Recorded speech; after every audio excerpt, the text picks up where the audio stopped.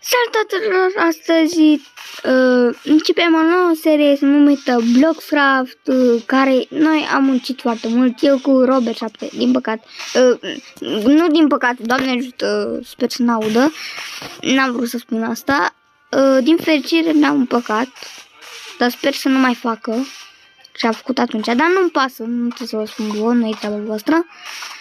Acum eu trebuie să vă prezint vouă orașul Bloxcraft. Noi prima dată, deci când vin în orașul ăsta, vezi pe aici, intri pe aici. Deci, intri pe aici, te întrebi ce e ăsta. Aparent ăsta e un restaurant, nu arată prea bine, dar nici prea rău. Aici e o scenă unde cântă niște cântăreți, mese și acolo se face mâncarea. Mergem mai departe. Aici avem spitalul. Avem doar 2 paturi. 3, cred. Nu știu dacă e și la pat. Bun. După aia mergem direct la primărie. Primăria, aici plătim taxa. Și aici e judecata. Acum trebuie să mergem la zona de piscină. Aici e ferma, uneori mai luăm și noi de mâncare. Ferma publică îi zice noi. Aici e piscina publică. De aici e de copii mici. Hai vă arăt un exemplu. Aici e copii mici, nu mă duc la copii mici. Și aici e 2 oameni mari. Upi! Hai că e bine. Da, nu mă întrebați de ce e lipit spitalul. Să vă arăt și domnul. Asta e casa domnului primar. Cred că pot să intru în casă la el. Bun, sper să nu se supără pentru că sunt viceprimar. Aici e ferma lui secretă. Aici mai merg eu la minat. Bun. Bine, nu e secretă ferma. Aici la etaj are 2 camere și aici balconul. Și are o grădină foarte extinsă. Eu am fost primar, să înțelegeți.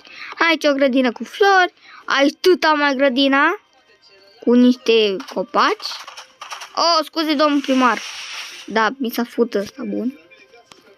Aici încă o fermă de flori. Și aici nu știu de ce n-am mai pus. Bun. Mergem și aici e piața. Fiți lângă domnul primar. Intră aici și e piața de pâine. N-avem roșii, castraveți și alea. Avem niște stâlpuri. Aici acoperișul.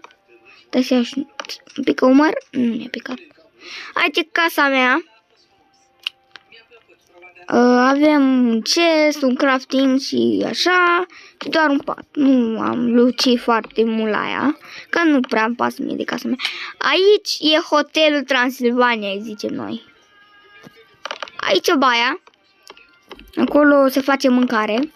Aici sunt paturile. Bă, iar a crescut frunze, mă. Un pat. Bun. Și e și aici unde poți să-ți bei o cafeluță sau poți să admiri priveliștea. Bun. Hai să aterizăm pe pușcărie. Da, chiar, asta e pușcăria. Am uitat să-i arăt. Uitați ce pușcărie avem de 2 lei. Nu contează. N-avem niciun polițist, dar nu contează. Grădina Transilvaniei, hotelului, grădina mea. Grădina lui sora mea, lui Alexia, sau lui Maboi, nu știu, o împart. Câteodată mai intră Maboi, câteodată mai intră Alexia. Aici magazinul și acolo e primăria. Nu, banca. Aici avem diverse chestii. Uitați. Aici odată a fost închis mafiotul. Pentru că a intrat pe server, nu știu cum, dacă el la închisoare. Nu știu cum am intrat. Și a fost închis, condamnat pe o viață. Aici banca, a crescut și frunze în bancă. Wow. Acolo stă bancherul. Aici vedem că mergem într-o parte. Aici e un stâlp, nu întrebați de ce în aer. Și aici e frizeria. Tuc, tuc, tuc, tuc, tuc, gata, am atuns. Mergem înapoi. Și aici vedem biserica. Oameni buni, da, biserica. Bun, aici unde intră preoții și se pregătesc și iau vinul și alea. Aici e clopotul și tot crește frunze în biserica, dar nu înțeleg de ce, Doamne iartă-mă. Aici mergem și e crucifix. Bă, deci nu înțeleg ce tot se întâmplă cu biserica asta, că am muncesc de ea de o grămadă de ori și tot crește frunze în ea, tot înnebunește biserica asta pe mine. Bine, o las așa. Bă, și cam atât. N-am ce să vă arăt. Aici e, din păcate, aici e cineva mormântat pe nume Dănuț și aici cineva pe nume Clara.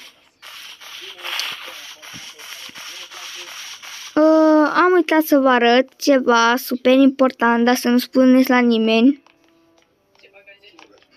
Nu e așa mare.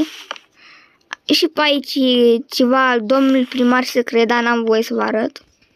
E sub grădina domnului primar. Uitați.